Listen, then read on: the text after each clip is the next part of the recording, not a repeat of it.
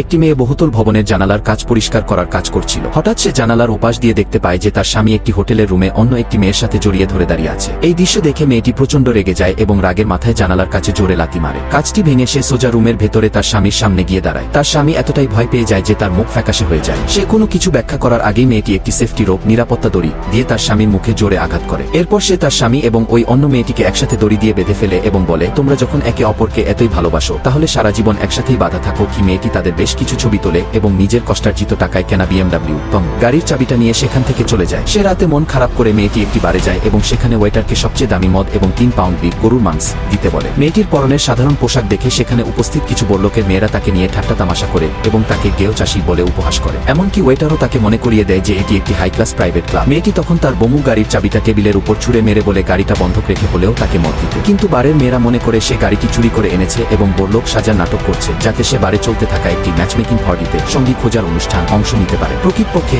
সেই পার্টিটি আয়োজন করেছিলেন শহরের সবচেয়ে ধনী ব্যক্তির স্ত্রী, যিনি তার সিও ছেলের জন্য পাত্রী খুঁজছিলেন। 7 বছর আগে একটি মেয়ের প্রতারণার কারণে সেই সিও ছেলেটি মেয়েদের প্রচন্ড ঘৃণা করত, কিন্তু মায়ের জোর জেদ এবং বংশের ঐতিহ্য ধরে রাখার জন্য সে সেখানে আসতে বাধ্য হয়। তবে বারের অতিরিক্ত মেকআপ করা ধনী মেয়েদের প্রতি তার বিন্দুমাত্র আগ্রহ ছিল না। সে বিরক্ত হয়ে পুলিশ ডেকে ক্লাবটির বিরুদ্ধে অভিযোগ পর্যন্ত করে দেয়। সে যখন ক্লাব থেকে চলে যাবে তখনই ম্যানেজার এসে তাকে জানায় যে নিচে একটি পাগল মেয়ে মদ খেয়ে হাঙ্গামা করছে এবং একাই দামি মদের 2টি বোতল শেষ করে ফেলেছে। কৌতূহলী হয়ে সিও নিচে নেমে আসে। ঠিক তখনই মদ্যপ মেয়েটি পা পিছলে সরাসরি সিইবের গায়ের উপর